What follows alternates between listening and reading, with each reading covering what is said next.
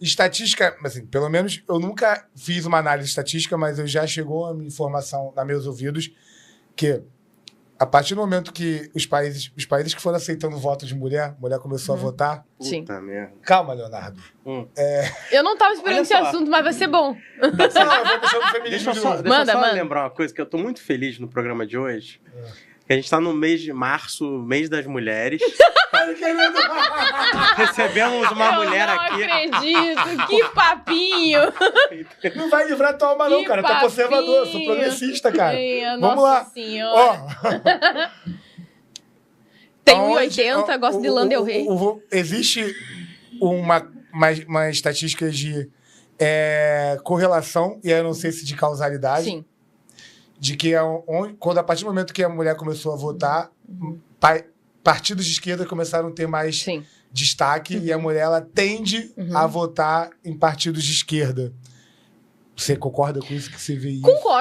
Concordo plenamente. E veja bem, é que aí a gente acaba entrando naqueles aspectos de uma mentalidade que é típica ou da pessoa, especificamente individualmente falando, ou de um determinado grupo, certo? Então, como eu falei, os conservadores, no geral, eles têm uma área do cérebro que é mais ativada pelo medo do que os progressistas, né? Da mesma forma, as mulheres, elas têm determinados traços psicológicos, em média, né?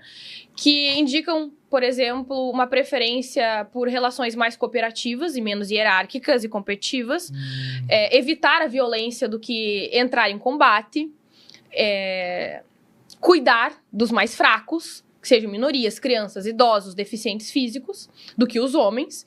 E as mulheres, elas também têm, em média, bem menos testosterona. E esse é um hormônio que isola muito. É um hormônio em que ele gera muita cooperação intragrupal, mas se fecha com aquilo que vem de fora. Entendeu?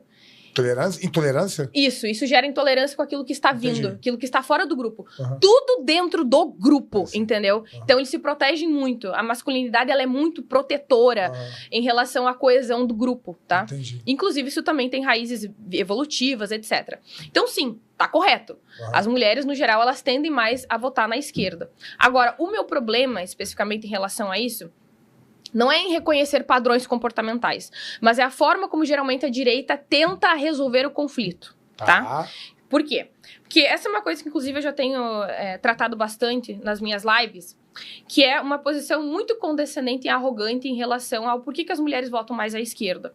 Porque, veja bem, quando você está defendendo toda uma política específica ali, 1, 2, 3, 4, 5, várias pautas especificamente, é normal que você concorde com algumas e não todas, certo? Agora, se as mulheres não estão votando nunca na direita, é porque provavelmente elas não estão conseguindo se identificar em absolutamente nada. Esse é um problema.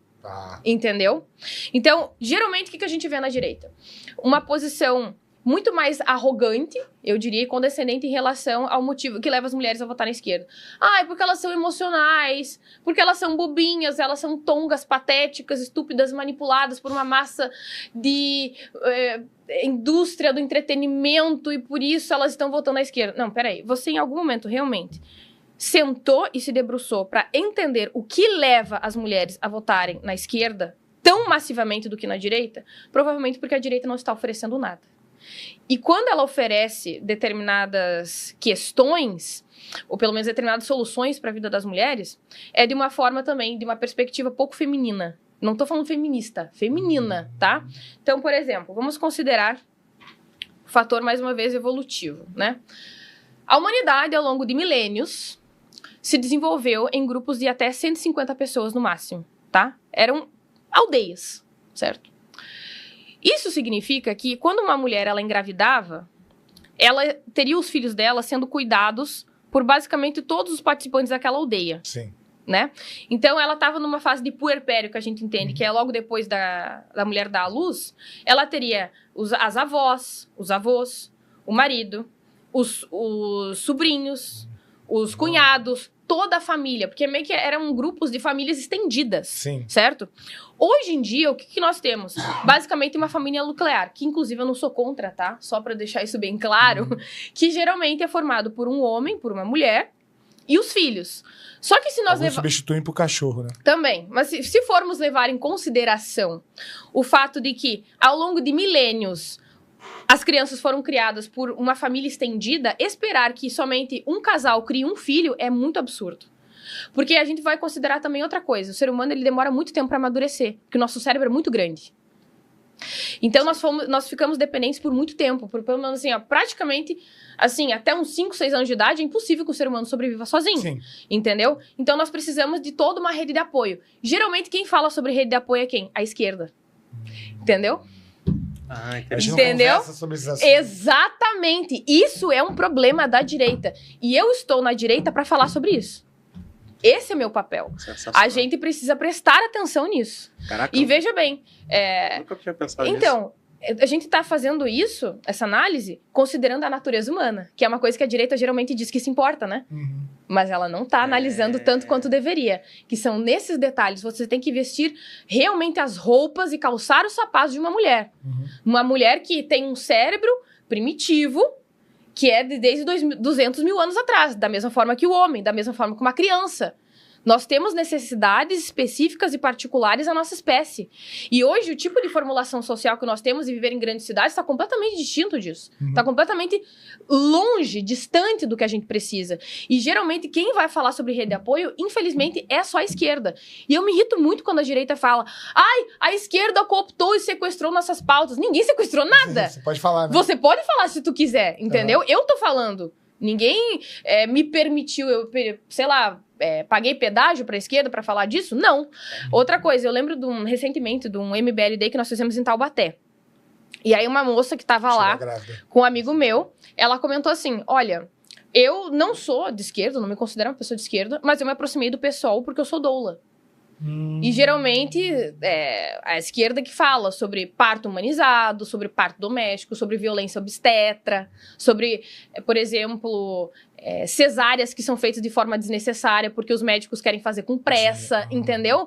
E tudo isso acaba desestimulando. A direita não fala nada exatamente, disso, que as cara. mulheres se aproximem da direita. Caralho. E quando eu falo, cara, geralmente a direita, ela entende que a maternidade é um dever que as mulheres têm que exercer e não algo que elas fazem pela gente. Entendi. E se é algo que elas fazem pela gente, querendo ou não, é um sacrifício, isso significa que demanda atenção, consideração e compaixão. E aí, o que a direita faz? Ela analisa de uma perspectiva totalmente superficial. E as mulheres são toscas, burras e emocionais. E, portanto, o que acontece? Elas merecem perder o voto, foda-se. Meu! Você... Entendeu? Não, as mulheres são muito burrinhas e tonguinhas emocionais e a gente precisa tomar as rédeas da sociedade de volta. E o ideal é que a gente ascenda ao poder, conquistando o voto das mulheres, sabe lá como, porque a gente não consegue conquistar, mas se em alguma situação, em algum momento eventual a gente conquiste, aí a gente remove o direito delas. Nossa, excelente, realmente, a direita vai votar em vocês.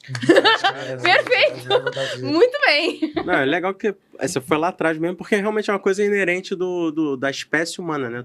A todas as outras espécies, o filhote nasce, tem alguns já sai andando. Exatamente. A maior parte das espécies. Exato. A gente depende muito. Eu entendo. E aí que entra a minha... meu questionamento da vida, né? Apesar de ser um cara progressista. Mas eu entendo que o movimento feminista, o progressismo... combateu-se muito a família. Esse núcleo que sustenta a sociedade, né? E acaba que a direita conservadora, cristã, enfim, que tem o seu lado mais religioso, elas puxam esse papel de trazer a mulher como você bem falou que você odeia a mulher que se submete ao homem e tudo mais. Não, mas eu vejo que a mulher da direita ela tá muito limitada a isso. A servir ao marido, família, ficar na família, ficar naquele contexto religioso. E é muito fora do Rio, né? Você vai pro Rio, você não tem mulher de direita, né? Fora do Rio, aí você vai pra Mato Grosso, você vai pro interior de São Paulo. Interior, né? É o mesmo perfil, é aquela mulher ali que fica em função da família. E quando a mulher, ela vai pra um lado mais progressista, que o Rio de Janeiro dá aula nisso, né? A gente é o estado mais progressista do mundo, assim, tanto que Globo tá aqui, como é que é? O agente secreto tá aqui, a cultura tá aqui. Do mundo do Brasil tá aqui. E aí acaba eu já fico meio ofendida com isso. Mas tudo bem.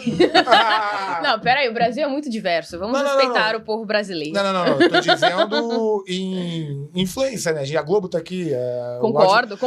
Que ele vai puxar ali, Rouanet. Aqui é a fábrica de cultura do Brasil. Sim. E você vai puxar ali, Rouanet agora, eles são gênios, né?